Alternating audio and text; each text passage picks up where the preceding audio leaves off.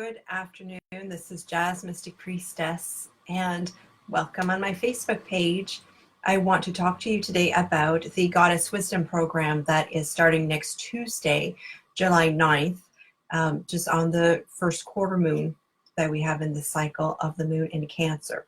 So I want to let you know we have a bit of a Q&A about what is this program all about. So first of all, this is a brand new online circle that I'm starting. And I'm really following intuitive guidance on this one. So I don't have a big splashy web page on that. You know, I never do anyway. And we're going to build it as we go along. So I'm looking for a few brave souls. There's about 4 spots left now for us to come together in circle and explore what this Goddess Wisdom program is going to be all about. And so that later on we can build that and offer that to a bit of a bigger circle. This is what my sacred intention is about the Goddess Wisdom program. This is for both women and men, or however you identify yourself. This is a circle where we're going to go into mythology to meet different goddesses, different aspects of the divine.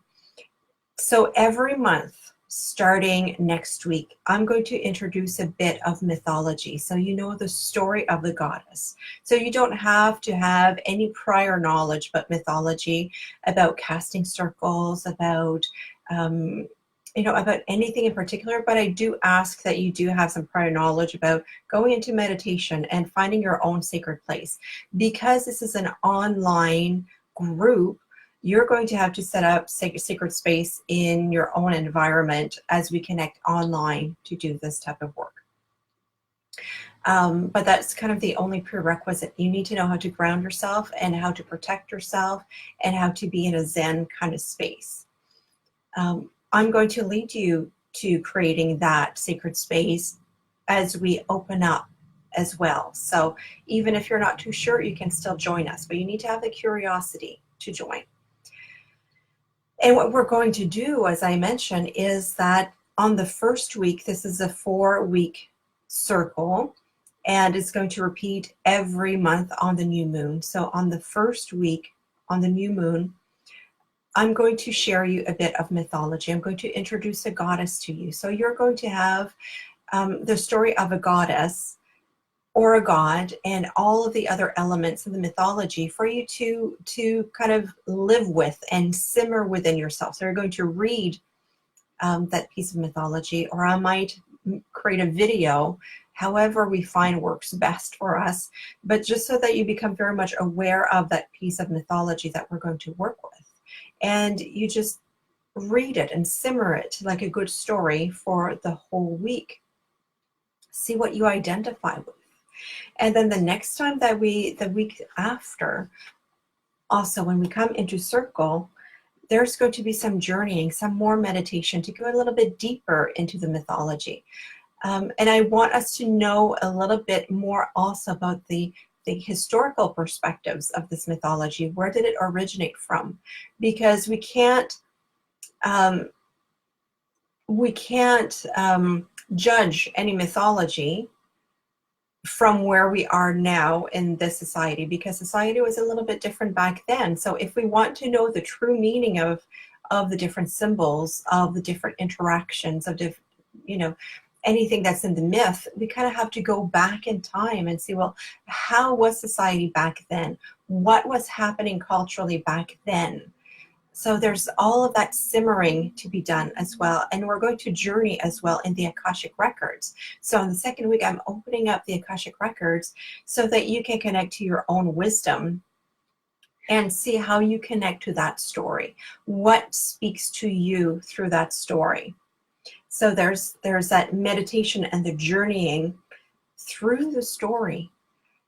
And then what we're going to do as well, so that's why I want a group of at least, a minimum of 5 people, hopefully closer to 10 or 12, so that we can each take a little bit of that mythology and aspect. So that is called drawing down the goddess, drawing down the god. It's aspecting, it's bringing that piece of the mythology within us And then I'll show you how, if you don't know yet, I'll show you how to speak from that place, where that place of I am, so that you allow the goddess, the god, or any other element of the mythology to speak through you. And what does it mean to you?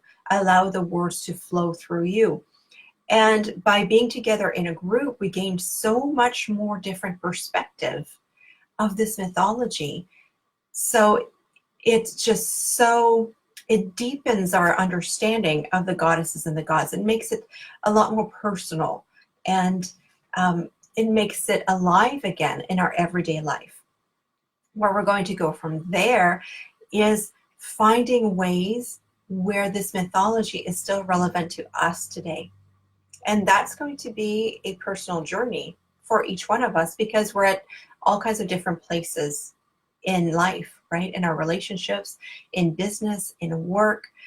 Some of us might be younger, some of us might be older, some of us might be in the middle of motherhood, male, female perspectives. You know, all of that is going to bring such a rich diversity to the mythology, and what it might mean to you right now. So that is just so powerful. So that's the aspecting part, and the personal work also. So how are we touched by this?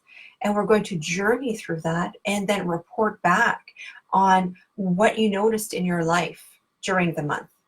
What changed for you? What perception did you have? And together we're just enriching each other's life. And to kind of seal all that in the last week, we're going to do something creative to anchor that in the physical form. And that might be different every month, depending on what we've been working with, on what we've been aspecting, on what we've discovered together through the month. So I can't tell you in advance what that creative aspect is going to be, because we're going to create it together. It might be creating a mandala, it might be a painting, it might be any type of arts and craft, it might be a dance. It's an expression of your soul creatively, and we're going to share that piece of creativity together. So what I am suggesting for you, what I'm inviting you into, is a deeply, soulfully creative process, where I invite you to step up and step in to that divinity, that aspect of yourself that is ready to journey with the goddess, ready to come into a circle, even if you don't know exactly what the outcome is going to be. It's that aspect of yourself I'm inviting you to step into, pure discovery, and the joy of discovery, the joy of creating, the joy of reconnecting to ancient wisdom and make it relevant to modern times. So I know that this is really, really great work, because that's a work that I've been doing before for myself, and I've done it in circles of women as well. I just want to show you a little bit, because it might not make sense to you. If you're not used to going into women's circle and working with mythology, what I'm saying might be gobbledygook to you. It might not make sense. So I want to kind of walk you through what this process can look like. So let's say that we take on a story of a goddess of abundance, like Demeter and Persephone. Right? You might have heard of them before, because I've mentioned them a lot. I work a lot with Persephone and with Demeter as well. So we would start by the story of Demeter and Persephone. And the story might sound something like this. Long, long time ago in ancient Greece, the gods and the goddesses were walking the earth alongside with the humans. The goddess of the harvest, Demeter, had a daughter named Persephone. And together they were walking the earth happily, and they were making sure the cereals would grow, and the trees would grow, and the flowers would grow, because they were the goddesses of growth and abundance, making sure that there was beauty all around them, making sure that there was enough food for everyone living in that land. One day, Persephone was growing, and she noticed that her insides were changing. She noticed that there was a bit of a distancing between herself and her mother. Her mother, who was very regal, who was very, very authoritative in the way of growing things. But Persephone wanted something a little bit different than her mother. And she wanted to follow her own inner yearnings. And as she followed the path into the forest, she noticed different flowers that her mother did not grow. She noticed different openings within herself that her mother did not tell her about. She was growing into herself. And here was Pluto, the god of the underworld. And he invited her down into the underworld, and she followed willingly. And she disappeared from the surface of the earth. Her mother, noticing that her daughter was now absent from the surface of the earth, she said, "My daughter has been abducted. My daughter has disappeared. Where is my daughter?" And Demeter searched the earth, searched the heavens, searched the Mount Olympus, asking and pleading for her daughter to come back with her. Asking Hecate, "Have you seen my daughter?" Asking Apollo, "Have you seen my daughter?" They knew where the daughter was. They did not want to see that Persephone was now in the underworld, discovering something different with the Lord of the underworld. But finally, she was able to see her daughter and to see Pluto, and together they had an understanding that Persephone would be able to come back to the upper world for 6 months out of the year, and then she would go back to the underworld for the rest of the year. Because you see, as Persephone was gone and Demeter was in grief over the loss of her daughter, she did not allow for anything to grow. It was a first winter. There was no more food, no more flowers, no more fruit in the trees because she was in such grief. But once her daughter was allowed to come back to the surface of the earth, then things were allowed to grow again. Now, in their agreements for Persephone to come back to the surface, Persephone was eating a pomegranate. And Pluto said, "As you eat this pomegranate, the number of seeds that you swallow is the number of months in which you will travel back here to come back to me. And the other months, you will be able to go back to your mother." So that is a very high level version of the story. It's my version. However, it needed to come out of my mouth today. But there's so many different nuances that we would go into working with Demeter, Persephone, Pluto, pomegranate. So the next step of this would be for you to journey into, what if you are Demeter, you are the mother, and you notice that your daughter doesn't follow your lead anymore. You notice that your daughter is developing into her own self. Your daughter disappears. What are the feelings coming up for you now? And as you journey into those feelings, that is partly aspecting the goddess. And then I would ask you to journal out those feelings and to talk in the first person. So, "I am Demeter and I feel this." And then, so there's that round of journaling. And then the other round of journaling is, "I am Persephone and this is my story." And so you go within and say, well, how do you feel as Persephone? How do you feel exploring those things that are emerging from within you? How do you feel distancing yourself from your mother so that you can find your own self and your own identity? How do you feel following the Dark Lord into the underworld? What part of it is your choice? What part of it is your curiosity? What part of it do you feel that you have no choice, or that you might feel stuck or compelled to do so? And then we might study also from the perspective of Pluto. Why would you invite this young maiden into your underworld? What are the feelings there? And we can also aspect or look into and meditate with the pomegranate. What if you are the pomegranate? What if you are the one that had the power to choose how much time someone else can spend in the upper world and the underworld? What would you have to say if you were this pomegranate? Are there any feelings? Is there any wisdom coming up? So you see, we can journey very deeply into all of these different aspects of the myth. This mythology has a lot of symbols about the seasons, about the growth, about the cycles of life, about the triple goddess, the maiden, the queen, the crone. There's a different male, female perspectives as well. So you see, we can journey so much deeply into that and share our perspectives. And from there, once we have that inner journey, we share that together. And it's going to be so enlightening.